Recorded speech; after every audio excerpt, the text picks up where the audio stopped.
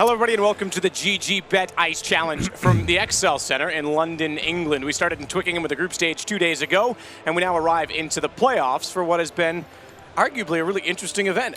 Typically, that is the case after a long period of time. I think so. Break. I think what's been the most interesting thing about it is just the grind of the lesser teams, knowing that they've actually been putting in the hard theory in terms of preparation. We've got Mad Lions coming up first with OG here, but Mad Lions, one team especially, that just looks so drilled and so efficient right now. They destroyed Heroic yesterday, and on the other side of that, you had OG, Alexi B. He gets the first blood against his former team in Ents, but it was a close affair, and then Ents got absolutely destroyed yesterday when no one really expected that. That was an absolute thrashing. I think they got 6 rounds total. That's unacceptable from a team that was in a major final last year, and it's certainly bringing a lot of questions out of people on social media. But what's that mean for OG? Where do they stand? Because their game against Na'Vi wasn't that convincing either. No, and they don't really have a massive sample size here to really give me something that says they're going to actually be taking down Mad Lions either. I feel like OG, it's an interesting project, but it's such a difficult ecosystem right now. 5 players coming in trying to take on world-class teams, especially a prepared team like this. It's going to be very difficult for them. I'm not sure if OG have what it takes at this point. I think they need more time, and unfortunately, we don't really have much of that in CSGO. It's a very fast-paced game at this point. No, it is. I completely agree with that. And it doesn't matter if it's crowd or convention. This is not a charitable event. This is not a show match by any stretch of imaginations. This is still competitive Counter-Strike, and all that matters for them is who they're against in the server. This is a good way to establish a pecking order to move these teams forward and figure out where the lay of the land is going into 2020, because we know the landscape in terms of competitive events is changing. We've seen lots of that over the last couple of days, some controversy or otherwise. Now we're starting to see which teams are putting the best foot forward to really enter into that landscape. And as you say, OG's a whole new team, tons of backing from the organization. Obviously, they've done extremely well in Dota. But this is a project, and more there's these I guess leftovers that have to go this route. And it's crazy to say that NBK, what a legend of our game, is a leftover. And Valda is, what was he, number 4 last year in the HLTV rankings? He was up there. Yeah, he was quite high, single-digit ranking for overall players last year, and then left North and now is on this team. So potential, but they've got to use it. Yeah, that's the problem though, because it feels like when you've got these 5 players that have never played with each other, never really communicated in English either, this is just a lot of pressure and a lot of events we've thrown at them. I'm hoping they can start putting their best foot forward right now, but we haven't really seen anything too convincing. We are going to bring the Vitas up shortly, but I wanted to bring that up because Mad Lions, they have one of the deepest map pools you can actually really bring to the table of any tournament. It's going to be very difficult to take them down. I'm not sure we will get the Vito a little bit behind schedule here, but it's going to be Nuke from what I can see to kick things off, and that's been a great map for them. They have looked like one of the most drilled teams on that particular one. Danish teams on Nuke. Yeah, dude, it's been really fun to watch how good they are. Like, I normally don't get to watch this level of CS, but they're getting up there now. They're getting to the point, this is like the number 2 team in Denmark. I think, that's insane in itself, because you had Heroic on the landscape for a while. You had North, and they were all kind of battling with the early day Astralis that is now leaps and bounds ahead. And I think that's put some pressure on some of the other teams. Jacob and I had that discussion yesterday or 2 days ago, I suppose, now on our broadcast. But the other thing that is interesting is that Mad Lions is an organization that I wasn't as familiar with. I know the name, but I don't know as much about the backing. And Hundon said, it's nice to finally have a team that my players aren't just going to be poached from. That's such a good point. And now he can develop them. And so I guess he's got to prove that, but so far so good. Yeah, if you look historically, like one of the teams that were played by that the most, I think it was like Epsilon. They'd always build a good team, and then one of their good players would get poached. Now just the whole team would fall apart. He makes a very good point there. He has got some fantastic individuals in this squad. He got Bubsky, who looks like a young prodigy, like one of the many we have in CSGO right now. Zen, a Finnish star, who's like looking amazing in terms of the stats of the event. He's up there in like number 3rd in terms of overall performance so far. So hopefully we can see those guys pop off today. And here comes the Vita. We are going to get it. So you can see OG picking Nuke. Now that's interesting, Matt, because I looked up their stats actually. They actually haven't played Nuke in the last 3 months. So this is something they've been obviously practicing. We don't have a massive sample size, but interesting nonetheless. Yeah, I think that's... No, hold on. They've picked twice, so maybe they didn't pick it. I was about to say. Okay, they fixed the graphic now. So Mad Lions did go for Train. Yeah, so we've seen Train quite a few times at this event. It's in previous events that I've been at, it hasn't been used as or utilized as much. Mirage more and more becoming a pretty static ban. There's been some opinions on that on Twitter, whether or not it should stay in the pool or leave, if Cash should come back in. Obviously, there's been changes to Mirage and Dust 2. We aren't using them here. Yes. But there has been slight tweaks. Dust 2, speaking of which, is out as the decider leaves us with Overpass. So this is kind of what I would call a dynamic map pool. It's not your Inferno that's pretty static, linear, choke points that everyone knows. It's not your Dust 2 that everyone plays. This is a vertical map in Nuke, which has stacked bomb sites, usually CT-sided, requires a good game plan. Overpass is the same because you can be aggressive on the CT side, and Nuke, which has a million angles, and you really have to be quick with your shots. So you've got a lot of different gameplay across these three. This is a very tactical map pool right now. You've got Nuke and Train to kick things off. This is where Hunden's going to thrive. It's slow-paced, it's execution-based. He can control and kind of fend off the OG players, which are pound for pound going to be better, I would say. But in terms of the complexion of the team, I feel like Mad Lions, just given on what we've seen so far from OG and Mad Lions themselves, I feel like they're 2-0 in this. Like that's what it looks like to me right now. I've been so impressed with what they're putting down right now, just in terms of preparation, the theory side of the game. That's what it's all been about, and you'd think OG would thrive in that environment. We talk about in-game leaders or lack thereof in CSGO right now. They've actually got 3 potential world-class in-game leaders there. So you'd think, from a tactical point of view, they should be absolutely fine. That's the ridiculous part. Is that Valda? The thing is, we call them world-class leaders. I'm gonna step back on that a little bit. Valda's a world-class player. I don't know that his leading was ever. I think the potential's there, yes, and he's going to bring ideas to the table, yes. To say that he's an in-game leader, we never really saw that with North. They struggled, and I don't know that it was the best fit. I get what you're trying to say. I just think we got to be careful with how we phrase that. But yeah, absolutely, they have 3 minds that together should be able to come up with something very promising. At least you would expect, so long as they work together for that. Because oftentimes, different ideas can pull people apart as well, and someone's doing one thing that doesn't really complement their teammate, and are 3 minds, though, good enough to take down Hunden's one massive brain? Oh, that's a tough choice. I mean, God, Hunden.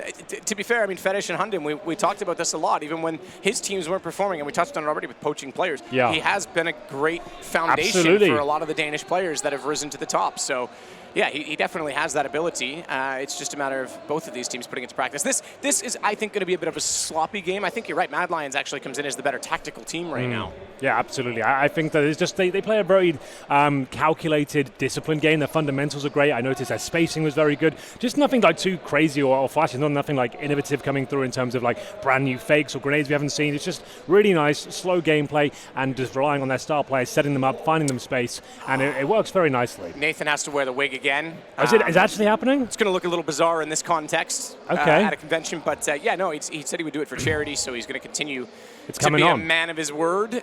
This is not a good luck charm, although it might be. We'll see how this event goes. Maybe it'll be a permanent thing, but yeah, I think he did that on his stream. When they reached a certain goal, he said he would wear it at this event, so that's what he's doing. Well, there it is. Fair play to Nathan. I'll show the charity. I did some stuff to my hair once for charity, too. You did? Yeah, I had some hair on my mouth. Oh, yeah. Oh, no. That was rough. Yeah, that was a...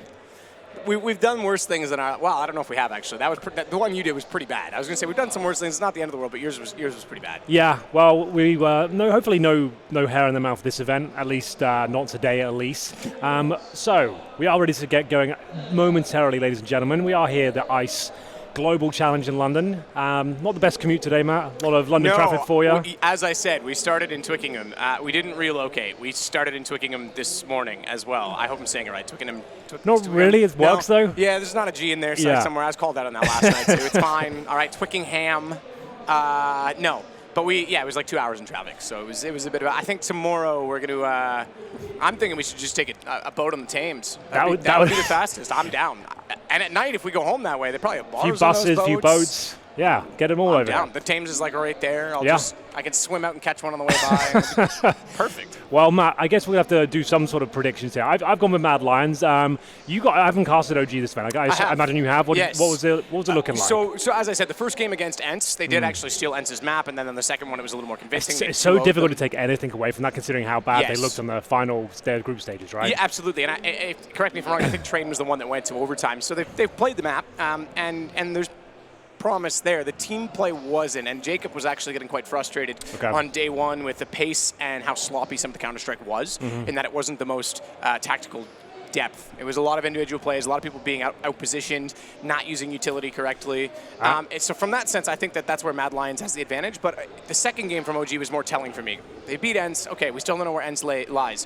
They came up extremely short 2 days ago, and then obviously OG, which we said, if on a bad day, Na'Vi can be caught by anyone, they were not even in the picture. Na'Vi played an excellent game, Electronic went off, was completely dominating them, and OG was just flat for the whole thing. I think both games started with something along the lines of a 7-1 scoreline, so it was rough to watch, and I think that it really showed how much there still is to be developed on this OG team. Yeah, and that's the point we were making at the start of the broadcast as well. How much time can you give them? What's the expiry date on this roster before we start saying, right, do changes have to be made or something dramatic? There's a bit misleading in that sense right now, and because we look at time as a literal figure. And Yes. it's been a couple of months. The problem of course, is we have had Christmas and we have had the start of January. And during this period, it's been one of the quietest times in recent years in Counter-Strike. Yep. Last year, we were kind of into a major cycle right now. I think a lot of people didn't fill in this part of the calendar expecting that to be the case. We know there's, as I said, there's some changes with how TOs are going to run things this year, new leagues popping up. So we haven't seen enough from them. So in that sense, time needs to be put into how many events do we give Absolutely, them. So they need to play to improve. They need to get a sample size. They need to be able to look at the demos and identify their mistakes. So I'm going to give them a little more time in that sense. I think a couple more events, but they've got to adapt quickly in this landscape right now, period. I mean, if you're slow, you're out. It's so competitive right now. You don't get the luxury of floating a paycheck and we'll get there eventually. No, you got to be there pretty much right away. Well, they just signed Rugger as well as the new coach. This is the first event with him coming through. He was the coach for North with Valda, so I'd assume they've got some good chemistry there, but that's going to take some time to develop itself. Yes. He's going to bring a whole new dynamic. They played their BTS event with no coach at all, so yeah, definitely going to take some time, some events. But yeah, I just don't feel like, especially representing an org like OG, yeah, it's great to be one of the world's biggest and most successful organizations, but it comes with pressure as well. Yeah. If they're not finding the results after 6 months or a few big events, questions are going to start rising up, and we're going to have to see what happens there. It's going to be Mantu at the front of your screen. How has he been playing this event so far? Overall, that's one of the things that I think individually I've not been impressed with. Their ability, in other words, the ability for him to take fights and have an influence with that weapon has been limited partly by economy, but even when he's had it, I haven't been that impressed. There's been a few multi-kill rounds, but a number of rounds when he's too passive, in my opinion, needs to be a little more assertive. Well, this is, okay, so he came from the German scene. He used to play like Meisterschaft. That's pretty much all his only LAN experience up until joining this OG team. He was a secondary AWPer, so this is the first time ever he's been put into the role as primary AWPer. Yep. And I feel like his playstyle at BTS especially was quite frantic and wild, and maybe from what you've just told me, they're trying to reel him in a little bit and try and that's going to... It could be, and we saw that with World Edit. He struggled to find that balance. He's a good example. I think that's maybe like now he's probably gone off the deep end a little bit too much and maybe kind of reeled it in, so he's not lost what made him a great AWPer in the first place. And especially when he's playing against the likes of Simple, I can imagine that's quite a daunting prospect. It's your second big LAN ever. You're going up against Simple, and if you're having an off game, you're not really feeling it. Being that primary AWPer, you don't get the luxury of saying, I'm not feeling it, boys, I'm going to go for the rifle. You need to have an AWPer to take down Simple, right? And I think that's something that needs to develop. Again, having a good AWPer will give teams that don't necessarily have that tactical depth a bit more to rely on, because he can really find a space on the map for them. And I didn't see enough of that, but it was hard for me to criticize him. I'd be interested to get your opinion on it. It was hard for me to criticize just him when we weren't seeing that from the team in general. So as a new player, okay, Zywoo's an exception that came into the scene and just took it by storm. It's hard for him to take that step forward when he's got such great minds beside him that are, like you say, maybe holding him back, but also not doing it themselves. I don't see Mantu, this guy that's come pretty much out of nowhere, as you say, from the German scene, to just command a game like that. Yeah, I don't know what the future holds for him. Like, I've been impressed with some of the games he's performed on at LAN. BTS, I think he had like 3 or 4 really strong maps, but then they'd have 3 or 4 really quite quiet and underwhelming ones. So that's fine, but it's not going to be good enough being that streaky going forward. We need more experience, sure, but that goes with the whole thing of how much time have you got. I think one of the things to look at as well is what games is he doing it in. Is he looking good when the whole team is and they're making space for him, or is he able, and I think this is a trait of an AWPer, to create space for his teammates? I think you have to be the one that at times you've got to take fights, you've got to take those peaks, you've got to get aggressive. Absolutely. Dust to mid doors, long, whatever the case may be, you've got to open up some space. So if a bad game, he's consistently not doing much in those situations, then what is his value? Well, you and I used to have this conversation about Skadoodle all the time. He was like the prime example of that sort of theory. Like, it seemed like he was almost too passive at times and always being told what to do, but then when you could see he was having a good day and he felt himself and he actually had that killer instinct, was going for those initial picks, that's when you could actually see the most out of him. Yeah, absolutely. No, I agree. I think there's been a lot of AWP players that have been too passive in that sense. Yeah, so we just kicked off the knife. At this event, we do knife per every map. So there's going to be Nuke to kick things off. So CT side, obviously, very valuable here, especially in the context of this game. I think OG, with not a massive amount of LAN experience under their belt, they're going to want to have a comfortable start if possible. It's their pick as well, so that'd be nice to double down. Problem is, I feel like Mad Lions, their T side is so strong, they won't really mind too much either. It looks like they will be set on the T side from what I can see. OG must have won the knife, and I assume we'll be underway very shortly. Best of 3. I'm kind of with Trace. I'd like to see the knife round abolished. I'd like it to be pick side. If you pick the map, I pick the side. Third map, okay, then we can knife. But they've gone for that here. So I think Nuke is probably the map it matters the most on. Maybe Vertigo right now, and given that it's still being developed. Train, Nuke, Vertigo. Those are the top 3, I guess. Well, Train's next, so you could win 2 knives in this series and put yourself in a pretty solid position. Well, it looks like, OG got to start the CT side. Oh, some laughter there as well. It's good to see that on the faces of the boys early in the morning. And this is the quarterfinal, bear in mind. We do have 2 semi-finalists already. That's going to be Na'Vi and Mouse Sports, as you'd expect, to be honest.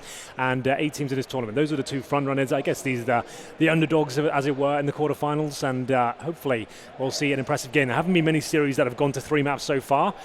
This could be one of them, due to the individual skill over at OG and the preparation on the Mad Lions side. I think they could clash quite nicely. But the first map will be very indicative as to which way this one's going. If OG don't pick up Nuke, I feel like their days are numbered. Train will be too difficult for them to actually come back from. I think the first map is it's must win. Wow, that's difficult itself. Obviously, it is their map choice, like you say, but we talked about Danish teams and Mad Lions and the tactical effect that they have.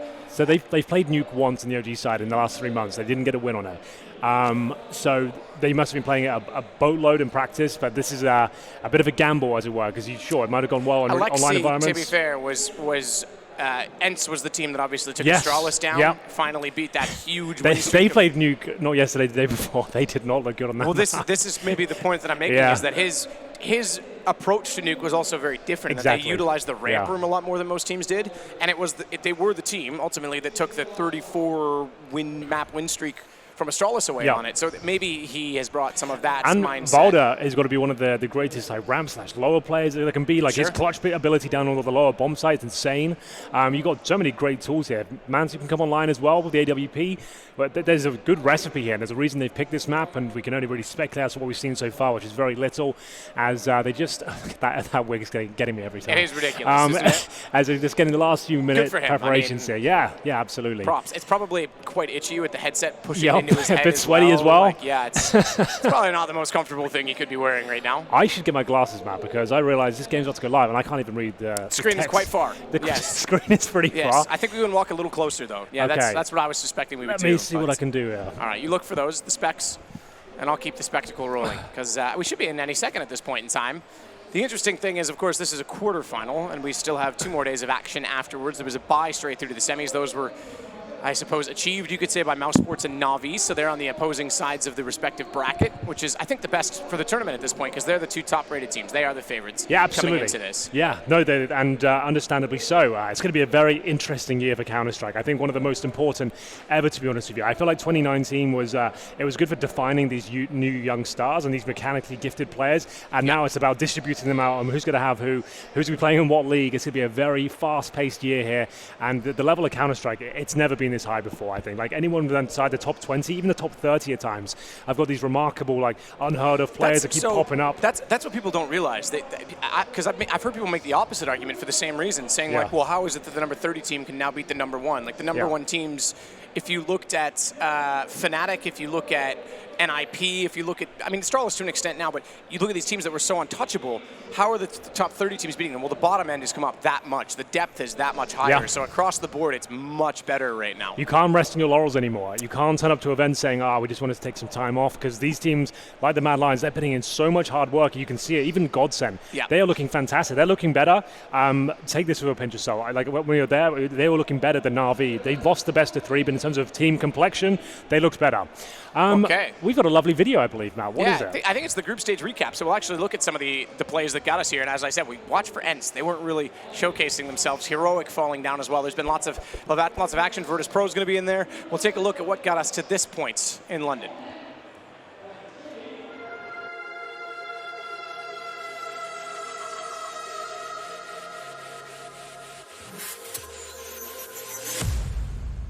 It's all about humanity.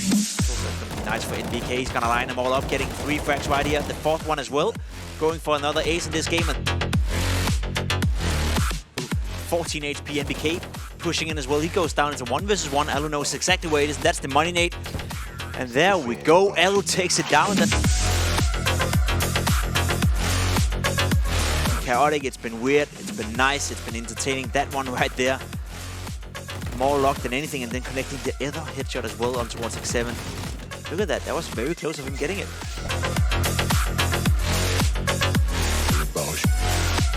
Right there, they changed slightly, still favoring towards Heroic. There's a reason for that. Buster, though, you want to change those up. It's Buster Monster left in a 1-on-2. He's got the first kill. There's no kid. He knows he's got the time to work with. Warp's trying to spin. Oh, he's doing it successfully. 3 seconds. Oh, no. Oh, my. Oh, my God. What is going on? What was that? To find opening kills on full ecos. He's the sort of player that can make this work, and they're trying to shut him down now, and they better make sure they don't miss. The bomb goes down in the B bomb site here, and he hasn't missed a single shot so far. This is absolutely superb. Mad Lions have been relying on this side of the map. He'll be anchoring on this side of the map as well on Mirage. Electronic, we saw him be the difference maker in the opening pistol through the smoke. He's already got 2 this time as well. Watch for a 3rd because he still has so much room to work with. His teammates are trying to buy him space. His teammates are gone. He's got to get an ace, and he absolutely has a chance at this. First opener. Simple has the AWP now. He's not going to miss many. You've got to take him down quickly, as it looks like we're coming to a lot. Nice shot from Simple as well. Julie's closer. It's all about humanity.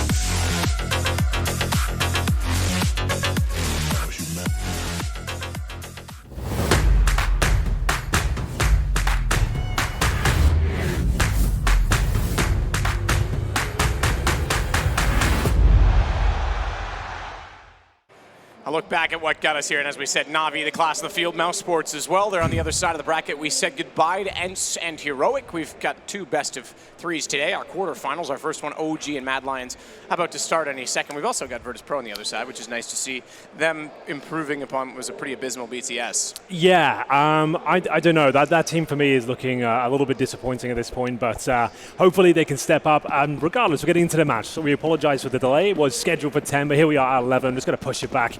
And we'll be OG. Don't worry about it. Is this the knife again? Just esports things. Yeah, it's all good. This is the knife. Okay, so we didn't do the knife before. So this is the official knife now. We are good to go. And we'll see who will be sending in that lovely CT side. It is a bit of a benefit, especially for a new team, and that's going to be quite the And to be fair, I think we're doing it in this event, GG Bet. You can get over there, and they've got all kinds of stuff. You can bet on the knife rounds. You can bet on the pistol rounds. That's probably what I've like done. That. Yeah, I think that's probably the reason behind it for you guys at home. We want to get involved. We got the odds up on the screen here in a minute as well for this game. You lean toward Mad Lions. I think that just based on popularity, OG, the Red Bull branding, you've got players that have won a major in MBK, you've got Valda. I think the odds actually probably public opinion probably favor them. No, I think you're probably right so there. It might be a decent bet to go for Mad Lions. Yeah. So this is the running through the lineup here of OG. Some very iconic players, some big names, and trust me, some big paychecks as well. A lot of money flying around in this organization. This is a project brought together to bring a world-class team to the forefront, and it's on paper, it looks fantastic. It doesn't always translate into a world-class team, unfortunately, though. It's going to take time and a grind, and here's their young star, Polish player Mantu.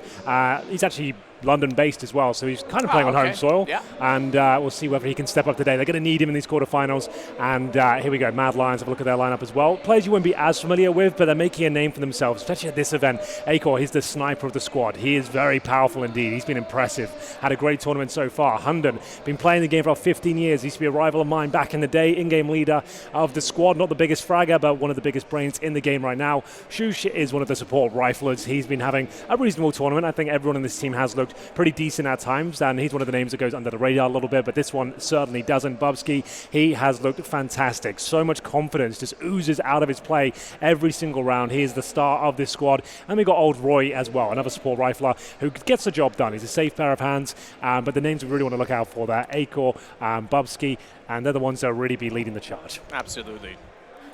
In terms of fragging, obviously leading with the plays will be Hunden. So we'll get things started on Nuke first. Classic map, different in very, I think, what have we seen, like 12 iterations of this? So many, it's unbelievable. Like trying to learn smokes in this map these days, like you go on YouTube and you realize that everything's slightly changed over the years. Like, the it's a nightmare. essence is still in the map, though. It still has the same feel. Valda's going to hold off toward the main entrance. Bit of activity toward the outside as well, and I think he's heard it. They're going to drop down. Decent mechanics to actually use that air acceleration, not be spotted. Alexi B does see them, but they're trying to split lower by taking control of Hell and pushing back through Speedway. Alexi B is not going to allow that to happen, but he is the only line of defense toward the ramp as well. There's still a player lurking lobby that could catch him out as Shush takes him down. Good play, Mad Lions. That's a full, like they took every bit of map control there. Yeah, this is looking very good for them so far. There is no kit in play either, but there are kills coming through. Mansu from the ramp. And at this point, it's down to these Glocks at close range, defend off the CTs, and it looks like we've got OG doing a very good job here, down to the 2 versus 1.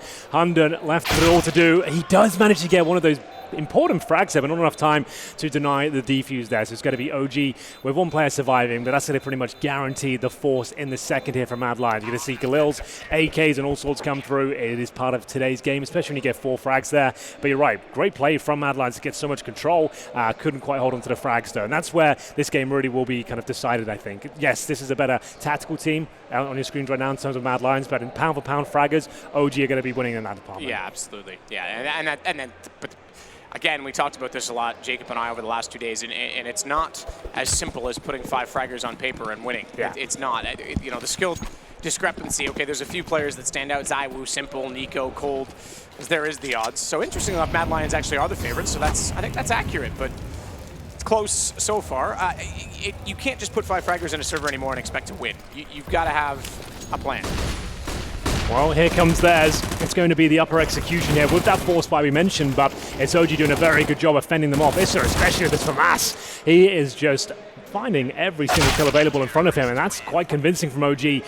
That's such a strong round to win. You don't see many second round force spies actually not really find much. Like normally the bomb will be planted, it'll come down to a clutch situation, so OG have done a very good job to fend that one off. Mad Lions with a fast-paced play towards the upper side there. Nothing too technical, a few flashes with the skylights, some smokes down, but couldn't bust through the squeaky door, and they find themselves at a 2-0 deficit with pretty much the full eco coming in here. You see some Desert Eagles there, no armor, no nades, maybe a Venn dive to try and get the bomb planted, but this should be another guaranteed round for OG here. See the also shotgun come out, bit of a crowd pleaser as the grenade will do a boatload of damage there. Oh my god, about 150 as that pretty much secures the round.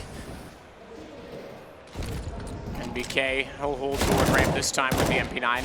Mantu outside, he goes onto a rifle early, so not saving any money to try and get to an AWP. They're just going to hold on to what they've got and the advantages. Yeah, I guess it's one of those weird maps where, yes, AWPs are very viable, but they don't have a massive amount of impact, and you can play with pretty much any weapon on this map. You just have to adjust your game slightly, so he can make it work with the M4 as they look for players crossing over towards Secret. It's absolutely viable for Mad Lions just to slow this round down, burn out some utility. Every dollar counts in CS, so going to see if there's any kills available and get a couple of dinks in, but that's about it. Bubsky left with the Desert Eagle, no armor, and bomb down. And it's pretty much set to crater from that position. There's no way down from that silo, I don't think, but he does have a shot at a Mantu, so M4 dropped outside, no one in a position to recover it. We'll see if the shotgun gets upgraded by Alexi. Yes, it does, so he does get to the M4 just in time.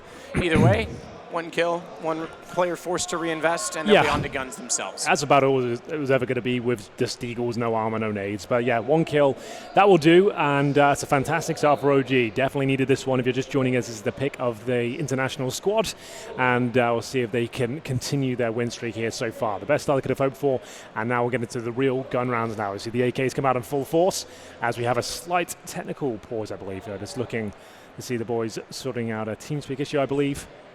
We are right next to them here. We can see all the action. We can. They're just on the other side of the glass. Yeah. It's quite loud in here. I don't think we have to worry too much about them hearing us. No, I think it's fine. I only hear you directly beside me through my headset, so that says enough. High ceilings and all of that. But I do get to admire the beautiful work of Hunden up close. This is about as good as it gets. No one gets to see behind the curtain like this. No one wants to sometimes. Don't look behind my curtain. First gun round here. I don't think we'll see the orb come out for Eagle straight away. He's got enough money to purchase one, but it's not really required on the T side of Nuke. It's not a weapon you'll rely on. It's situational if you want to try and get a fast pick outside. He does bring it out, so that's going to be a heavy investment. It'll slow the pace right down at the round, but presumably be focusing towards outside of that weapon.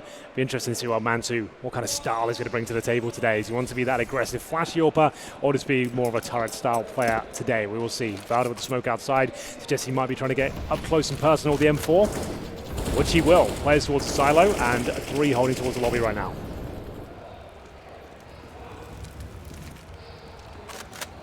Valda again is the one toward the main entrance. A-core AWP, see what he can open with it. Not being presented with much so far, although you do have to consider that there is a player inside of Secret. Trying to get up toward the stairs. Trying to spot that. There are mini-maps divided on purpose, but I don't think it's actually showing the people downstairs because he's kind of in between right now. Yeah, so he's not actually when they're a on either secret, map. yeah, they don't come up. They kind of disappear in that area. But it's just the AWP in that position right now, looking for these sort of players crossing over. You can see this is a different approach to the outside smoke. So you're waiting to see what kind of initial aggression comes to the CTs. They've got 4 players making their way towards secret right now. The Molotov, I think, was key as well because, as you said, Mantu was there with the AWP, and that forced him to go back down the stairs. He's got to hold a very tight angle, but walking into it, easy shot on the first, even has the incendiary to hold himself off, and they've gone through it. It deployed late. He does hit a second, damage to a third as well through the edge of the wall, but not enough to keep them from the site. Alexi B just barely got out of the vents before he would have been a target at that point in time. So he's got 2 kills. He's done a load of damage as well. That's absolutely brilliant from Mantu. That's exactly what he had to do in that situation. As now we've got plenty of time for Alexi B just to continue applying that pressure. MP9 trying to get into a close range position here. That's MBK. Nice movement so far, but he might go down if the AK just wants to have some sort of self-preservation, but nice work. Alexi did well actually get away with a kill there because they would have heard him running out of the vents and they never heard the decontamination door open. So they knew he had to be down there somewhere, and they're flashed and everything, and he still manages to get away with 1 A-core. He's got Issa. Hunden will hold inside of the site. They've managed to pull the advantage back, but look at the damage. You mentioned it. This was done by Mantu at the very start of the round. So Volda has a fantastic chance with an AK. Oh, he's made noise. Of collecting both. They've set up for a trade. Doesn't even go that far. Acor's got the AWP shot bomb plant. Meant that Volda didn't have many options. 3-1. Well, there we have it. A lovely approach from Mad Lions. Looked like he'd been shut down from Mantu there. So they took a default at the very start, worked to what grenades they were up against, or sort of aggression was coming from the CTs. Then they did a very quick pounce towards Secret with the 3 smokes outside, the Molotov towards the steps. It pushes the AWP back, sure, but gets in a prime position to actually get a couple of kills, a load of damage, but still they recover. And that's the problem, the lower bomb site on Nuke. If the bomb gets planted, even if it's a 2 versus 5 situation, sometimes the T's even have the advantage. Such a difficult bomb site to retake. You can see that coming into full effect there as the sniper just mows them down. It's going to have to be a force buy here from OG. I have a 5-7 for MBK and a FAMAS for Issa, but they still have the AWP of Mantu here, who's looking to cause damage once again. This time, I think he's positioned towards the heaven position, so we'll see whether he can actually have the same sort of effect here as Roy, just looking for any pushing players outside.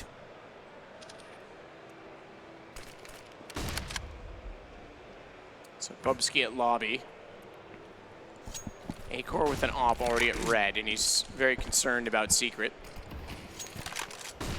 They don't really want to throw a lot of utility until now because they're trying to get him closer so that he can do more damage and not have too much attention on him, but Molotov could have easily cleared that angle for him. Instead, though, Alexi B gets Bubsky a push through to the ramp, or excuse me, to the lobby from Hut. So aggressive CT play to try and take back map control. We've seen Mad Lions take quite a bit of that. I think that's what you have to do against a team like Mad Lions. They're so tactically based. You can just throw a spanner in the works every now and then, or sit in CT spawn with an AWP. You're able to pick them off and just disable their approach to having 5-man attacks. And this is looking very good for OG right now. Well read, good discipline, no one overcommitting. You see like 5 players alive at this point as well, falling back to defensive positions and making sure they can't have free kills. As we'll see now, Acor painted into a corner. CT's all around, and 1 more bullet will take him down. There's no way he survives this, I'm afraid. Trying to hide the sniper. A double AWP is viable on Nuke, but I don't think OG will be running it. Well, they've gone for it.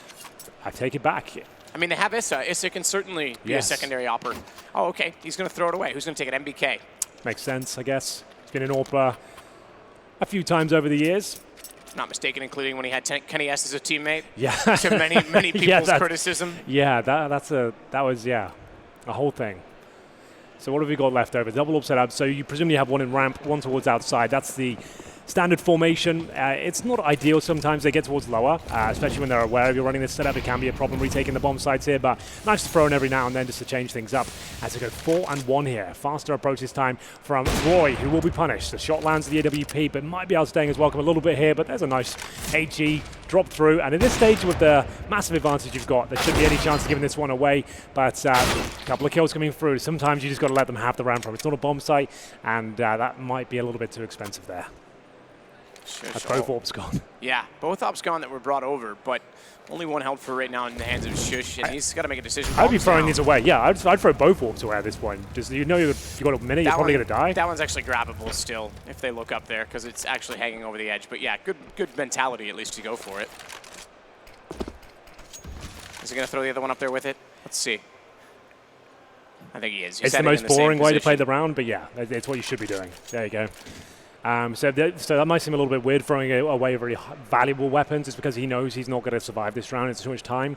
He needs the money as well going forward, and he wants to just deny them having the access to the AWP at the It's end of the round. insured, just throw it in a bush. Yeah, exactly. Get rid of it. And at this point, another kill, and this was a 5-on-2, I believe. And now Shush actually has some openings. 25 seconds, he was trying to rush to the bomb. There was actually a rifle available to him by killing off Volda at that point in time, but they won't even get anywhere near the ops with or without them being thrown on top of the boxes. 5-1 OG. CT side, we know on Train is, or excuse me, rather on Nuke is the favored side, but this is a decent start considering all of the things we said about Mad Lions on the map. Absolutely, especially on their T side as well. That's where they've looked the most impressive. They've had great showings on this map so far, good fundamentals, great executions, but those demos are out there. They've played it at this tournament so far, so you can see OG probably put the homework in. They're aware of their tendencies and not making many mistakes at this point. We're going to see the outside smokes deployed a little bit earlier this time from Mad Lions, and the idea of these smokes are you want to free throwing them every single round just to have suggestion that there could be one player there, 3, maybe even 5, and at this point I think they just got the 1. Transitioning over towards Secret, and it's going to be a lower split through ramp. Mantu brings the AWP over just in the nick of time here. He could have a lot of impact. Good shot, Mantu again. His accuracy is there today. He's already had much more impact than what I've seen so far in this event, so I'll bite my tongue on that criticism for now, as Bubsky, though, will get Alexi B as well as already taking down the AWP. They now have access to the ramp. Shush had the other kill. Hunden's going to go all the way around and actually take over Heaven. So again, map control. Mad Lions are trying to just section off the CTs, give them very little options in return. It's just gone through Secret, or excuse me, Squeaky at this point in time. So he at least gets something back, and that might catch out 1 kill. I think it will. It should. Bubsky has to be aware of this, though. Crossing over, he's looking there, but doesn't matter. He's got the headshot. Just has Volda. So little difference does it make in terms of the man advantage. Well, it looks like the round should be completed at that point. This is a heavy investment from OG as well. Just the AWP remaining towards the ramp room. That's in the hands of MBK. Finds Hunden. Confirms the positioning now of the Frenchman. We'll see whether they can actually sniff him out. The money's not amazing on the T side either. They'd probably be better off to saving the 2 AK-47s, considering they're going to need drops going forward here. So everyone should survive. You still get cash on the CD side for surviving after the blast. So you can actually stay in the ramp room. You'll take about 20 damage at the very back there. So that's absolutely fine. You can see he's got flashbangs, diffuse kit as well. And considering the money of the other teammates, they've got Alexi B with 4,000, the rest of them hovering around 0, unfortunately. You've got Mansu there with 2,200. There is a buy available. It won't be the best one, but you might as well do it. Vowed is double eco anyway. So with the AWP saved, I'm almost certain they'll buy into this one with the SMGs, the shotguns. We'll see what is brought forward as the AWP is dropped to Mansu. They'll have to drop a weapon if they are going to buy into the round. But a convincing one there from Mad Lions after losing the first pick. Bust through the ramp room and managed to make their way back through, sniffing out the aggressive pushes from the CT side. I like that from OG, though. That was good reactive play, at least. They had to take matters into their own hands. We said coming into this one, Nuke's one of those maps where on the CT side, you don't necessarily have too many options to actually get initial kills on the CT forces. So you can see they've done their homework. They are ready, but now Mad Lions are 2 rounds on the board, and financial woes starting to come through for the OG side. This will be a difficult round for them, taking a tactical timeout, working out the game plan here, and we'll see whether they've gone for the full investment shortly. So, discussing their options. See Peacemaker, the coach of Mad Lions, chiming in at this point. He knows this is a very big round. There's the shotguns, the Nova in the hands of MBK. A shotgun we don't see too much these days. CZs, M4s, and the AWP, which will probably have to go for the opening pick here if possible.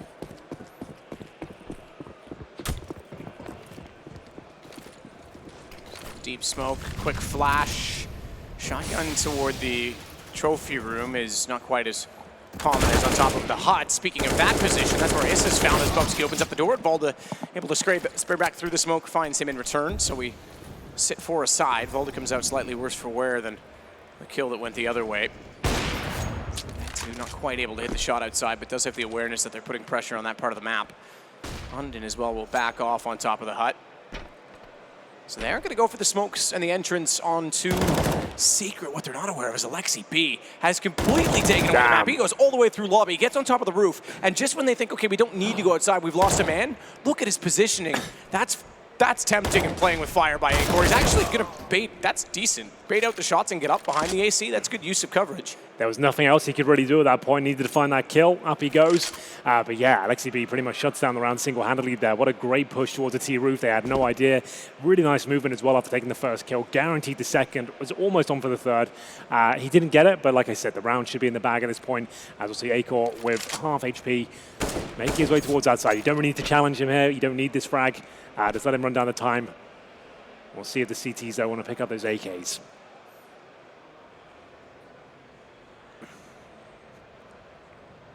Here we go, Nova shotgun. Oh, it's not the best. You need the headshot. It seems weird, a shotgun, you'd think at that range, oh my, he's actually going to get the kill as a result of it as well. So he's making it expensive. I suppose the best situation, considering it was a 4-on-1 for him. But yeah, that shotgun, you'd think that would be an instant kill if you make any contact, but not quite. Yeah, the Mag 7, a little bit more favored, but the Nova... Firing rate as well. You could have just followed that up with a second blast and he was dead on the spot. So here we go then. It's going to be 6-2. That's a force by victory for OG. That's a massive round. I can't stress that enough. In the mid stages of the first half here, we're going to have an MP9 for MBK. Orb still there for Mansu. They've picked up a couple of AKs and rifles as well. As we'll see the Mac 10s come out on the Mad Lion side here. That suggests a much faster round as they send the smokes directly towards outside. And they've actually got manpower behind it as well. So Alexi, he's going to rotate already down towards the vents. He's got a player next to him. I don't think that does a ton of damage, but the incendiary certainly does. You can see them actually getting burned to death there towards Secret, as we'll find the first kill for Valda. What it could do potentially is actually the smoke was pretty deep, so if he had baited him out to try and swing around and get the shot, he had a teammate watching it. So that's it's going to just pull him straight to the next shot rather than do the damage itself. Mansu's going to be pushed out by the Molotov. Watch the push through, I was going to say by MBK toward control because they've already got so much control. Again, it's downstairs, Mad Lions.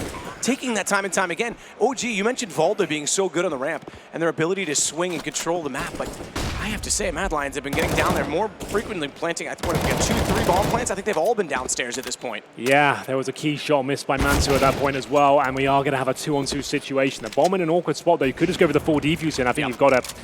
Which will be the case there. It looks like we're done. So decent round from Mad Lions. They got the bomb plant there, but unfortunately for them, that's about it. Very good retake from Valda and Alexi B. Valda in this map and clutches and those sort of scenarios, he is fantastic. So they'll save the AK-47 there, bring the round back to life. And you're right, though. The lower bomb side is becoming a bit of an issue. And there's a reason behind that. If you watch Astralis games right now, they really focus on the lower bomb side as well. If you can get a plant down there, the round is pretty much guaranteed. It's such a difficult retake. And that's why the teams are trying to just really force the issue there. You can go down towards Venom with a quick dive down. You can go Secret, you can go Ramp. It's difficult to get through towards Upper because of the tight choke point. So it's a more viable option, as we'll see the partial buy come in now for Mad Lions. Once again, probably focusing towards lower as they try and probe towards Ramp here. No, that's going to be massive. It goes right through them. If it had even stopped and hit one of them on the shins and landed, that would have been a huge nade. It does very little. It went too far. Another missed orb shot enables them a little bit more access towards the lower position here, but now 3-on-3. Bomb to be planted, and there's a smoke and a flash. They managed to recover the FAMAS, but should be the round for OG. But like I said, the lower bomb site, it's difficult, and time is ticking away now. So Shush will hold to make sure no one comes down the ladder. Very tough choke point to retake from it. Yep, they are. OG's going to be out of there. They're already gone. AWP, 2-8. Well, I say 2, excuse me, just 1 AK, but not a lot of money left over. A couple of close rounds. 3 rounds ago, they were unsuccessful, and the last 2 have been contested quite closely. So this is the situation they find themselves in, such as Counter-Strike. It's a wise and informed decision. You've got a 7-2 lead right now. If you went for that retake, it's likely it falls awry, and at that point, you don't have any money going forward. You've got a nice bundle of equipment here. You've got the AWP, the AKs, the M4, and there's no big picture stuff there, just making sure that everyone will survive and actually have something for the next round going forward. They managed to win a round with just the AWP and the shotguns before, so this time they will have a nice, healthy approach going into round number 11 here. 7-3 on their CT side, taking a tactical timeout now just to work out their moves going forward. You can see the money not great, as they will bring out the FAMAS. Some Kevlar, limp into the next round, and Mad Lions will have the advantage going forward after winning a partial buy. That means they're going to have a boat load of cash. So, Handon talking to the coach. Like we said, Rugger just joining the OG ranks here. He's been the coach of Optic, of North, some very successful lineups. And this is his new project. It's going to take a lot of work, I think, considering some of the handicaps they've got going forward. Like, this is the first time a lot of them have spoke English within a team and played with each other full stop. And they've only had, this is their second event as a squad. Yeah. So a lot of time and a lot of building to be done. Yeah, it's second event. And like we say, it's been quite a while in terms of calendar time, real time, but just hasn't been too much for them to do other than scrim, practice, watch demos. Now they can actually put it to practice. Again, they look decent against Ents, but question mark on that is how decent was Ents against them? How much were they actually offering them in that sense? So it's Romy that's actually going to go outside. He drops down, only good for one. Alexi B stands his ground, finds 2 falls, but then the trade from Bubsky is only going to leave them, well, I suppose now as he finds Mantu back in level footing because they were 1 behind on the entry. The problem being as well is that the bomb is down inside of the site. So even though it's a 2-on-2, the CTs take control. Usually we say trades favor the offense because they can thin out the defense. Not such in this case. And this is even going to stay aggressive despite having the bomb. Yeah, I like that from Issa. That's put them in a fantastic spot here. It's Acor, though, the star sniper of Mad Lions with minutes on the clock. He has no bomb right now. It's on the upper bomb side floor, but looks like MBK has done enough here. The 1D comes through as he'll hold on to his AWP. Nice round, especially from Issa there. Holds his nerve in the 2-on-2, manages to give them the advantage, and MBK with the flank closes things out. 8-3, that was also the force fire remember from OG. They didn't really have a whole load to work with there, and now the money will be strong.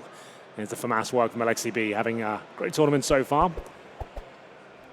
Round 12 coming through, and the Scouts, the Deagles, PD50s, and have a partial buy here from Mad Lions. So in terms of Nuke side, what you're aiming for, like ideally, obviously, you want to win as many rounds as possible, but a good scoreline would be 5-6 rounds. You're seeing a lot closer T-sides in comparison to the CT forces these days. As the map evolves and more teams are more comfortable playing this one, I think since the removal of Cash, the tactics have got a lot better. You can see the execution towards upper have tidied up, and most teams are actually quite happy to play Nuke now.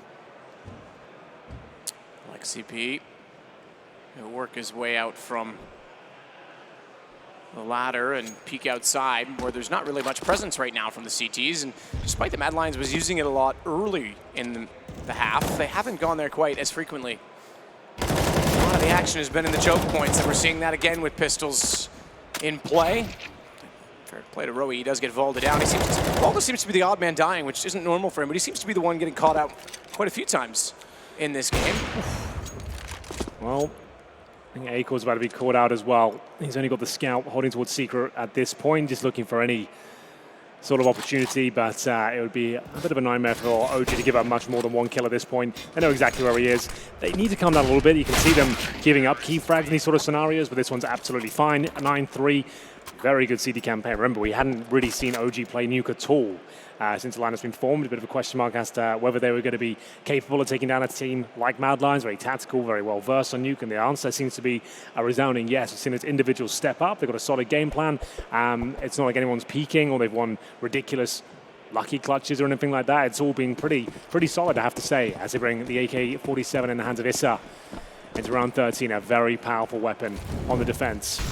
Smokes towards the squeaky door position to deny that initial dive. Alexi B just investigating that, making sure that no one can actually get down. You can throw the incendiary at the start, try to be a little bit sneakier, and denies him vision.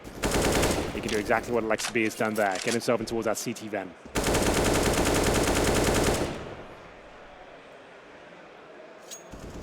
So hold outside now with the AWP instead. Not quite the silo to look down onto MBK's position, but... Oh. Okay. All right, shush. We didn't even catch that. Aggressive toward the hut. They actually pushed through Squeaky, so they tried to do the same thing we saw, 3-4 rounds ago, where they lost outside. They knew that they were playing off of that, and they took map control by actually cutting apart the offense. This time it doesn't work out. They're a little more prepared, so MBK takes matters into his own hands. Did he body block the second one? I don't know that he did.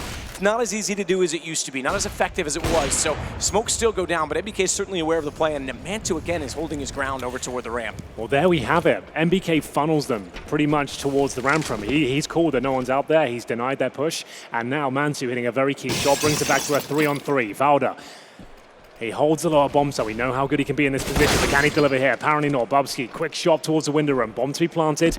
Massive advantage now, Mad Lions. Sure, it sounds quite close in the 3-on-2, but the fact it's down towards lower. CT rotations coming in with AWP might not even be worth going for. Yeah, I don't see how MBK gets through that smoke alive. We already saw the Opus staring directly at it. He'll be gray screen, doors even closed, which means they've got the noise trigger to alert them. I think this might have to be another save. And again, you go back to the last round and how many times we've seen kills coming through, just individual kills coming through that are cutting into the money from OG. We talked about that very early on when we saw Acor getting the deagle kills, just getting rid of the double up. It all adds up, or in this case, it all subtracts. Hold on. Surprised MBK got through. They now have the advantage, and they're on the defuse. AWP is not going to hit the shot, but it gets them off the bomb, and that'll be enough. They get away with no guns. That was a cool idea, But they though. get away. That's the key part. Yeah, that was insane that MBK got back in that far. Yeah, so he just wanted to get a couple of kills when they were leaving to make sure they had no money going forward. He actually gets 2 quick kills. There was actually a chance to defuse the bomb there. Had he have stuck it and the T didn't peek. And sure, they don't win the round, but taking all 3 down is very valuable indeed for these last couple of rounds here. It means OG will bring over the AWP. The problem is their money isn't great themselves. They will be buying into it, but this is going to be the round that really decides the last 2, because whoever wins this will leave their opposition with absolutely nothing going forward. OG know it as well, so sure they lost the round, but they might be able to win the half at this point. Another tactical timeout, I'm sure. This is the quarterfinal, best of 3 first map, the pick of OG. I wasn't sure what they're going to put down today, but it's looking very good. Decent team effort. MBK, this is the replay. You can see it was a 5-on-3 at this point. He brought the round right back into their favor by just getting this play, funneling them towards the ramp, and then as he manages to get those 2 kills, there was a chance to win the round there. That's kind of nuts. And you can see the knock-on effect it's had. Galil's Mac 10s after winning a round previously. That's exactly what he had to do there. Gave him a fighting chance there. Okay, trying to get a few chance shots through the smoke. So 9-4, okay, CT side, you look at 5, maybe 6 rounds, you're in a great position. 4, you're maybe not. It's not like it used to be. I don't think the 12-3 is quite as strong as the previous versions of Nuke. We've obviously seen a more established meta outside control. Ts have a lot more available to them. But I will say, OG, we haven't seen a lot from their T sides yet at all in this event. That's obviously going to be the last thing to get put into place. So maybe you can get an advantage from that. One thing to note as well, this is one of the few teams that are not using the Krieg really at all. Mad Lions, that is. Like they haven't dropped it at all. This has been AKs throughout the first half, and that's why Nuke has become a little bit more T-sided, because the Krieg has allowed you to actually challenge more players outside. So that's just an interesting note there, considering how Mad Lions have presented themselves. You're going to have the opening pick, make it a couple of them. Bubsky continues his good form here as he takes MBK down towards the ramp room. 5-on-3. Now OG have managed to bring these rounds back in terms of manpower. Alexi B given the task of pushing towards the lobby once again, and that hasn't worked out for them too many times. Mantu, worst position for an AWP really in those vents, trying to go for the wall bangs, and at this point looks like he's retreating. Save it for the last round perhaps, but Roy, he's not allowing any of that nonsense. It's to pick up the AWP again. And so we'll back away. 32 seconds at this point. Wants to sit in the back lines and see if he can let the MP9 find work or better weapons. It'll upgrade onto it from us, but that's going to get taken away immediately as Shush is on the hunt. AWP going to get aggressive. The shot out of him might want to head for the hills at this point. I think he will. We'll check outside to make sure he's safe to do so, but now we're at 9-5. This is looking better and better for Mad Lions. Absolutely. Like 5's enough. Yes. That's a serviceable half. You can make that work, and I dare say they'll have a very good chance of taking the final round as well. Money is going to be a very big issue here, but Issa, he holds on to the AWP. It hasn't been the most ferocious AWP, but it's been capable in the hands of Mantu. He's had some influential picks. I'm sure they'll give it back to him here for the final round. It's 9-5, and it'll be OG looking for double digits here, but their pace certainly has slowed down. You can see Mad Lions starting to wake up here. 5 on the board, huge advantage going into round number 15. There's Mantu on his screens there. Another rookie making a name for himself, and that's what 2019 was all about, really. Just seeing how many amazing players there are out there, and I think that's become the trend, even of the 4-player teams that are being, the cores that are being created from leftovers, if you will. You always bring in one star fragger that you think is going to make the difference. You got like Brokey for FaZe, for example. Like there's so many young kids like Brolam for Fnatic. Like it's nuts. Either way, towards lower, this has been such a good area on the map board, and it continues to be so. As MBK will get 1 kill with the Desert Eagle, I would say that pretty much confirms the round. They've got MP9, C's head for Mass, no kit, and Bomb's already down. As Acor will get towards Secret, I just don't see a world where, even with Hunden patrolling his position, going down, they shouldn't give this up. And they're not ready to fight when he landed. Issa already had the angle.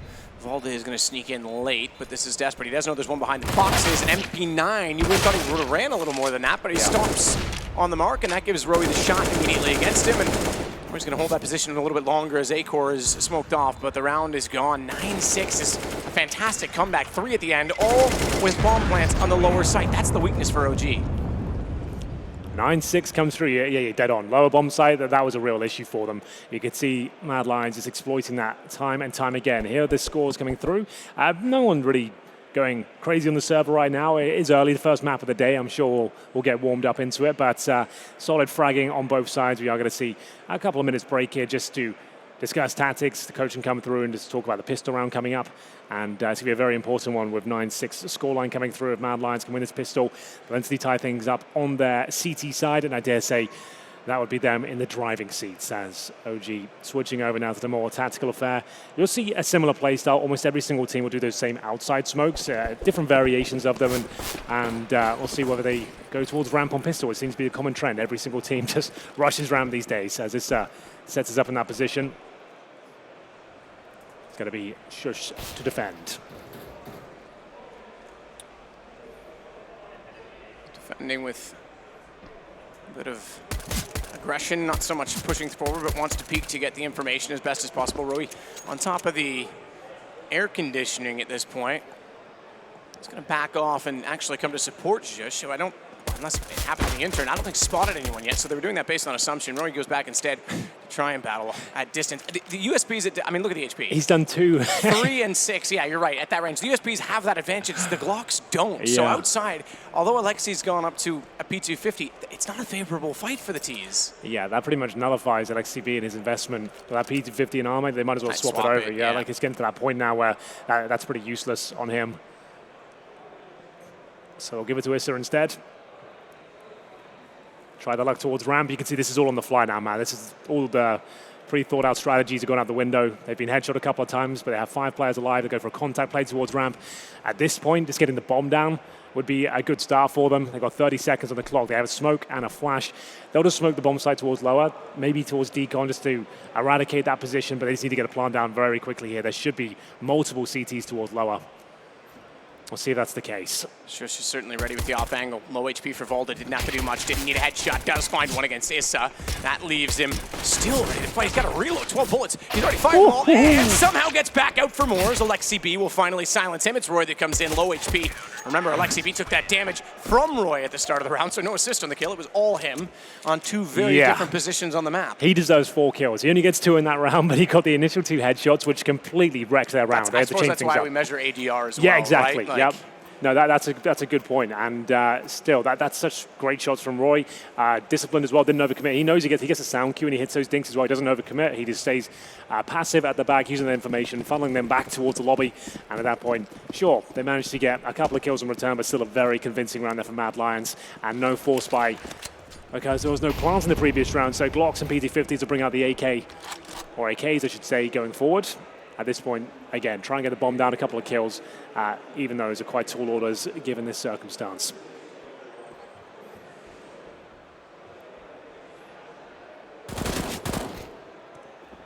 Ready, waiting. Famas depleting its ammunition. He's got to go to the pistol. Didn't get as much done this time in terms of damage, but he's certainly ready. No mistake. And it stays alive. Is that a teammate? No, it's not. Okay, excuse me. So Aker and Hyundai came in with 2 apiece, but did well to support their teammate. I thought when he was firing that many FAMAS shots and not getting damage, I was a little worried for a moment, but he had the information and that was good enough. Yeah, and he was taking all that aggro. He bought enough time. As long as you can buy a few seconds to your teammates to arrive at the scene of the crime, you should be okay. And there we have it, though. Mad Lions looking very comfortable in those first 2 rounds. This is the real test now. The AK-47s come through, and this will be indicative as to what kind of game plan we're going to see from OG on their T side. Remember, we haven't seen them really play it at all since the lineup's formed, but in the practice, I'm sure they've been working on some new and exciting approaches here. We are going to see Alexi B, unfortunately, taken down. The gap in the smoke will give Hunden a really easy first frag there. It already been softened up by the HE grenades, and at this point as well, it's going to be a 5-on-4. This is a bit of the bonus round now. You've come in with SMGs as scouts, a couple of rifles here. You've got that first pick. That is pretty ideal. And now we've got a bit of an outside push from Roy as well. They just flashed towards Silo, and they're sending 2 CTs towards T-spawn. So they have no idea this is happening, OG. They have no one in lobby either. They're going towards ramp with 4 players. Shushi spotted them and maintains the advantage as well. That's what you want to be doing as a ramp room player. You're either all in or you're just falling right back. You can't really stay for a duel.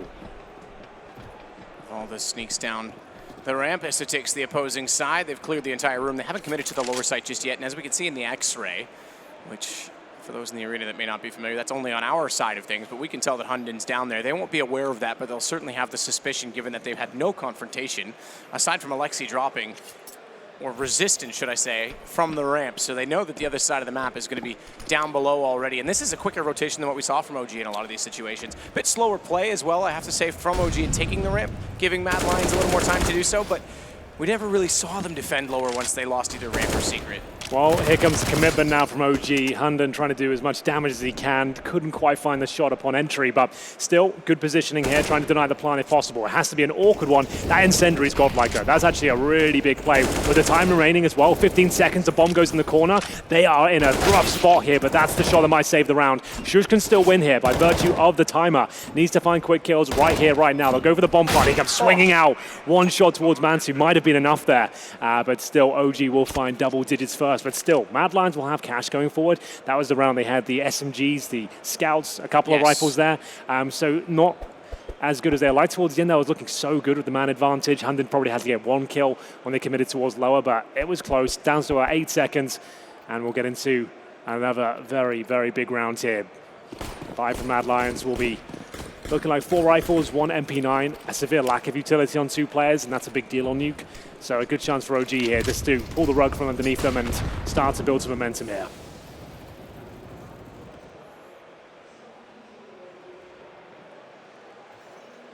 Roy's going to wait outside very passively, so he won't have any information to secret. He will now. He'll hear the Molotov, so he's got some information, some noise communication, but Shush is the one that's actually watching it, and the design is that he's so passive they'll walk into this crosshair if they head to the main entrance.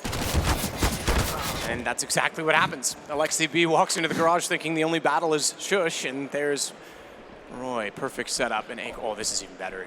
If he times this well, if they're all still in front of him, we don't see the AUG nearly as much anymore. He only got 1 for it. There was a chance to spray down more, but again, it's information, which means rotation, but Hunden comes up short, and now Bubsky's got to go aggressive, does manage at least to get man 2. It all works out in the end, but that could have been awkward for a minute. There was just enough of an opportunity given. Oh, there you go. I really like that play from Mad Lions. The fact he played towards the ramp, you get that feeling in your stomach when you hear those footsteps coming. Are they going to check me? I'm dead if they do. I might have 3 kills if they don't. And fortunately for him, they already had the man advantage. 1 kill was more than enough. That scenario that really forces them down towards lower. You've already got the rotations coming through, so that was well played. And you're dead on as well. The AUG doesn't get as much love as it used to. Still a very viable weapon. Just doesn't seem to have as much impact as the Krieg does. I'm sure we'll see that come out in the hands of OG. But for now, it will just be the pistols here, PD-50s and a couple of Deagles. We've just got Issa, who's invested in Kevlar, and in terms of grenades, nothing at all. So shooting at the windows just to keep it consistent, and they're going to cross over towards outside and to see if they can get a couple of kills here.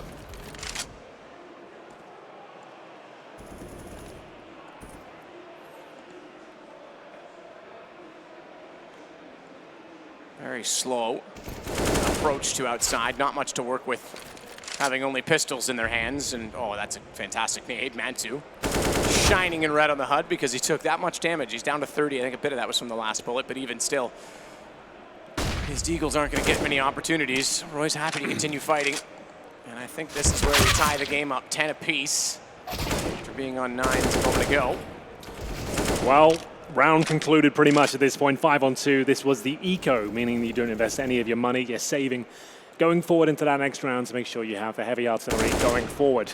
As this will be Mad Lions tying things up. This gives them an incredible position now. So they're on the CT side. I would say they're going to be much more a drill team on Nuke than their counterparts in the form of OG. This is them looking like they'll take this first map. Remember, this is the pick of OG as well. Some very big rounds coming up. I want to see what OG have up their sleeve in terms of some executions here. Like, we don't see many teams give the upper bomb side much love because it's so difficult to break through, but we've seen some great new smokes and incendiaries that can really set yourselves up. We'll see whether those are going to be deployed here or whether it's be more of the same. Outside smokes, trying to get players down towards Secret. We'll see what they've got in mind. Good nade at the start. That should do some damage. Doesn't do it. That's the problem with nades in Counter-Strike, isn't it? Every time it looks promising, something either goes too far or it bounces off of something that blocks the damage. Didn't see which was the case. I assume it was too far in this instance. Alexi B, good shot, takes down Acre. That's got the stairs at least open for now. It's not necessarily a foregone conclusion because they don't have outside, but Issa, look at him. He's pushed through during all of that.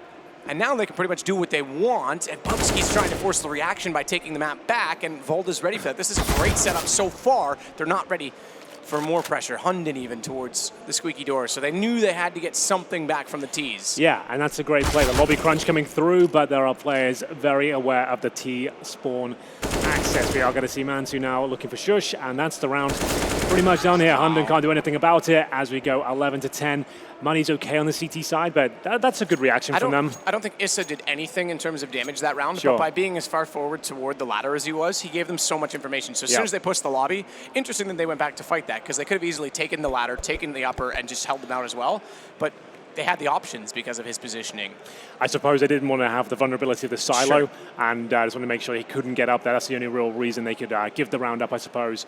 But that will be OG back on the board here, shutting down that lobby crunch from the CT side, and looks to be a tactical timeout now. This has been called by the CTs at this stage, as we'll see them calculate their approach going forward, what kind of investments they're going to make, and it's starting to come through now.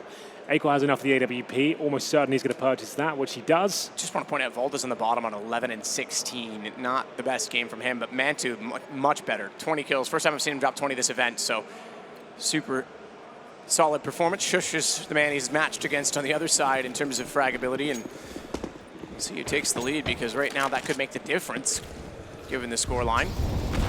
You'd have to say momentum is firmly with Mad Lions at this point in time, though.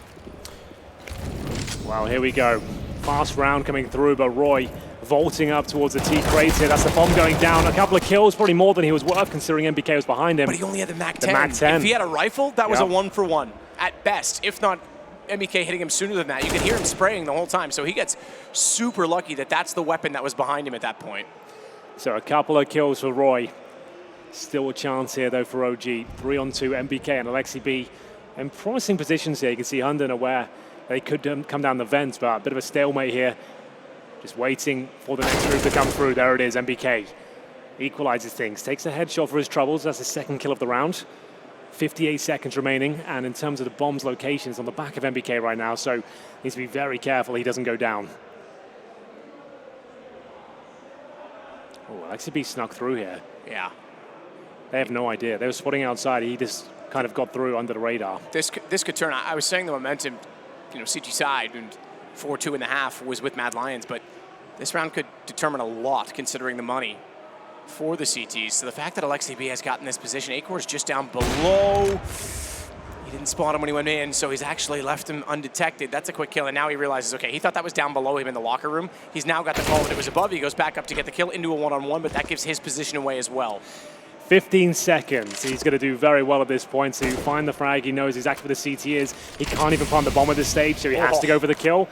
Oh, Hunden might want to be careful there, Matt. This could actually fall apart. He comes to the smoke. He's got this. That smoke was designed to lock Hunden out because he spotted him and he thought the best chance is not even to fight him, to get the bomb down. But a Molotov that was thrown to do the same put the smoke in the worst position for Alexi B, because it actually locked him completely out of the entrance. Oh, well then. A frustrating finish there, but it does come down to the 1 versus 1. Gives OG an opportunity now to force buy into this round, but that is a huge commitment. That could have a knock-on effect that could cost them the map here. We'll see what their decision is. I assume it'll be a tactical timeout for themselves, which I believe it is. And we'll get into the next round here, just discussing their options. Think of the brain power available on OG as well. Yeah. Alexi B, MBK, Valda, all played for massive lineups before, all being in-game leaders at one point in their career. It's Alexi B's the captain of this particular squad, but he has so many resources around him with the coach and 2 other in-game leaders there as well. They must have plenty of ideas. They must be absolutely fine in that department. But this one will be a tricky round. 11-11. Mad Lions tying things up here. This map will go the distance, and we are going to see a hero AK from Alexi B. I think that's about the top end, though. The rest of them, Glocks and Eagles.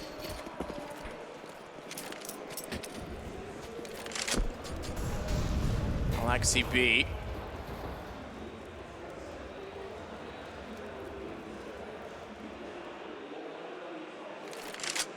Wait it out. Don't want to open the door just yet. And smoke on top of it won't matter if it's open or closed or taken out by a grenade, which it will be now.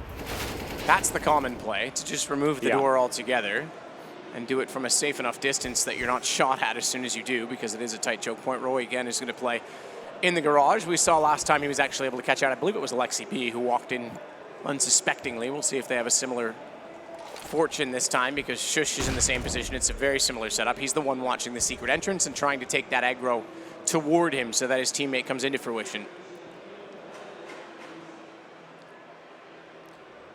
Well, all very quiet for now, but Alexi will open fire with the AK, the real weapon they've got in this round, and no real reason to challenge him at this point. The CT started to posture up towards the main entrance. Smoke down to give some vent access potentially. This actually worked out. Mantu, he jumps down, but the most important kill is found. Hunden will deny the bomb.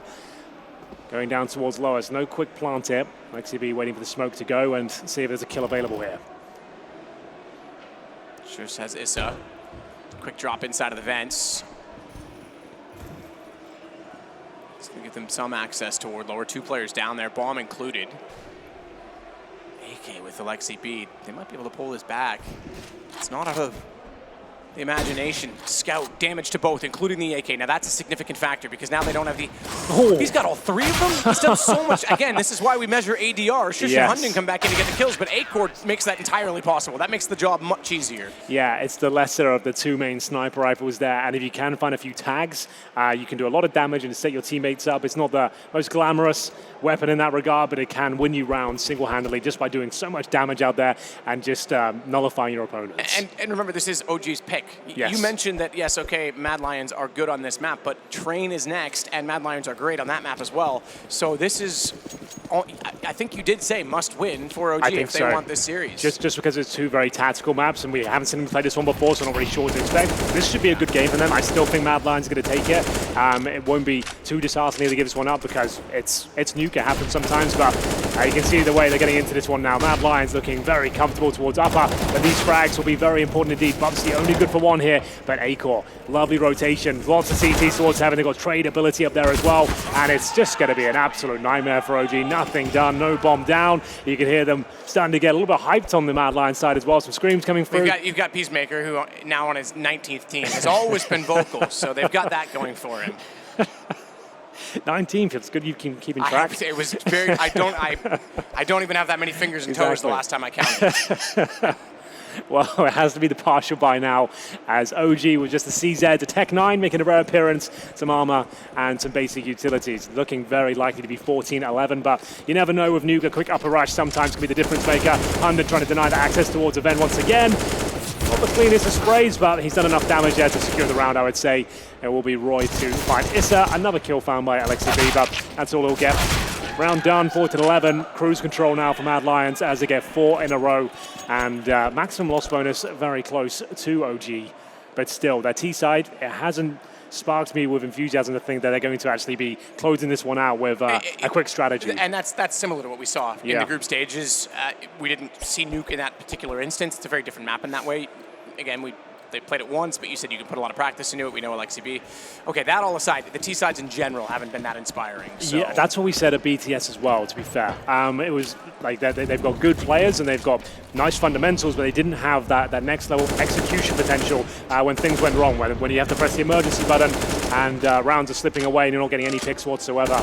The Creed comes out in this particular round, suggests Money's actually starting to stabilize at this point. They've got the full plethora of grenades. We'll see whether they are going to be using a more tactical manner here. It's going to be a default round for now. No one really working towards outside. We have got Alexi B on the silo, but that's about it. Still holding on to the majority of their smokes. First bit of damage inflicted, that's towards Issa. A-Core with the sniper outside, looking for map points here. Flashbang's decent though, enables one player to get towards the main entrance. But he's aware of it. Less than a minute now. Can't afford to give up any more rounds here. OG need to play a perfect game. In-game leader Alexi B deploying his grenades towards outside, taking vision away from main entrance, and he will drop down, continuing his campaign towards heaven. King Richard, I see you in the chat, son. Either way, rotation back around. A-Core's holding this, but forced out by Molotov. I mean, it's certainly one thing to take the ramp and be efficient, but when you're forced that far back, you've really got to put a lot of pressure on the rifle. Shush has been in the rotation role quite a few times. We've seen him supporting outside, trying to take aggro. Yeah. This time, he had to come up clutch because the AWP had absolutely no say in that ramp take. So despite that, it's a 3-on-3. Bombs trying to go down. Huge kill from Bubsky. Timing of that makes things very awkward for OG. finally had footing down below, and it's taken back just like that. Solid from Mad Lions. I was looking at Shush to be the one to get the kills, but everyone else was quick to act as well. That was very good from Mad Lions. MBK gets a couple of glorious kills towards lower as well. It looked like there was enough, but they went for an open plant, trying to give themselves a better post-plant situation. But as soon as that bomb doesn't go down, you can see it all collapsing very quickly indeed. That is going to be 15-11 for Mad Lions here. I guess you'd call them the underdog. I don't think many people have them as a big... The odds were in their favor. Indeed. But I think you're right. If you looked at this on paper and you didn't know or hadn't watched Counter-Strike lately, you'd go, well, clearly the better players are on OG. Yeah, this is a team, Mad Lions, you're going to start seeing them at a lot more events now. They're starting to get the attention and praise they deserve. I think they're a very hard-working team, and they're taking scouts all over the place at Counter-Strike tournaments and getting better and better, it seems. But now, trying to hold on for dear life here, it's going to be OG with the Venn dive. Alexi be at that Mach 10. They can actually get towards lower. It's starting to be smoked off now. Acor working with Bubsky, just trying to shut things down, deny the plant if possible. But the timing, repositions with the Krieg out, and at this point, it looks like OG have done enough. Seems that way. Bomb down, AWP only for Shush in a 1-on-5. Not a chance he'll make any impact in the round. He could take some guns down with him, but he's already backing out trying to save. So we'll go one further at the very least. Again, Train is next. You can see it in the top right. And then it's Overpass third. Yeah, I've casted a couple of OG Train games, and it was just more the same of what we see on Nuke. It was good overall look for the team, but their T-sides just were underwhelming. They didn't have enough resources to actually look like a compelling Train team then. I'm sure it's going to be a bit tidier now, but it seems like they're kind of suffering from the same sort of issues we saw last time. Either way, that is a nice round picked up, a desperate one considering the complexion of the bye and the scoreline, but the Mach 10 opening things up down towards lower has given them a lifeline at least. They're still going to need 4 more rounds to take us to overtime. It doesn't look likely they'll be able to do that, but obviously keep going, take each round as it comes, and we'll see what they've got at their sleeve here. But chips are down, their map pick looking likely to slip away from them. And there is a look at Ruga on the other side. We mentioned Peacemaker already. You talked about Ruga a little bit at the start, but again, worked with Valda in North, used to be a school teacher. That's right. And yeah, now he's going to bring that knowledge over.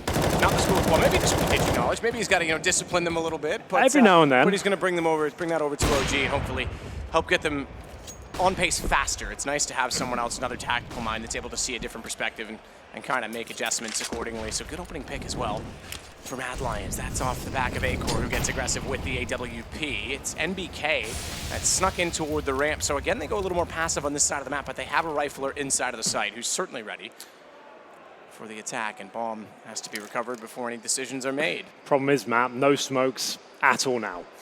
One Molotov and a couple of flashes. Lowers is not really an option. You can't really make that work. You have to find some quick kills towards upper. Hopefully trade out with the AK-47s, but time is ticking away. You're already at a man disadvantage. Need these next 3 rounds. They need to be clean as well. 45 seconds. What's the final commitment here? One player towards Squeaky. Could they be going towards ramp and trying to split towards lower? Time will tell. Oh, the party started. Yeah, at least. Apparently. Some Overwatch going on. It's about as much as going on for competitive Overwatch these days. NBK is going to take down Roy. Watch for Bubsky. He's still holding back at the silos. They've not cleared this position at all, and even if they're trying to go upstairs, Hundred's already got that covered off. A second kill. Again, it was Bubsky. They never had any clearance in the back of the site, and it's 16-12 in the end for Mad Lions. Call it a bit of a comeback, because obviously they started T-side, but I think, again, with the rounds they got, once we hit the second half, you and I both kind of thought that was the way this was going to go. Yeah, and they lost the pistol as well in the first half. They were 4-1 down, I think. So OG couldn't have asked for much more. They got the CT side a mental start, but it was the kind of lockdown from Mad Lions. They looked like they were a solid overall team. As I mentioned, no one really peaking at a crazy man on their squad. Just a great team effort, playing their role nicely, not overcommitting. Just more of the same from Mad Lions there. And yeah, OG had some good moments. We saw some individuals actually step up there. Valda didn't have the best showing on a map. We said he's like one of his home maps, really. Didn't really step up. I think he was at the bottom of the scoreboard at the start of the second half with 11 kills. And I feel like that's been the case for him for the last few times I've casted him, like the last year. Like it's either he looks lights out or just drops off. We see nothing from him. I think sometimes you can overload someone's ambition. Yeah. And I say that, and I'll bring up the example of Nico. You had a guy that was incredible at fragging, and as soon as he gets put in a position where he's got to become an in-game leader, he gets distracted from that. Maybe he starts overthinking things. He's trying to think too much big picture, not focusing on his own game. I'm not sure that's what's happening here, but it's certainly Volda, as soon as he went to the in-game leader role, he hasn't really recovered from that. He's never gone back to that same fragging potential. Well, that was a good first map to kick things off. It will be going in favor of Mad Lions. Then we do have a desk, I believe. They're around here somewhere. We're going to take a break and be back with those guys, and we'll join you very shortly for map number 2.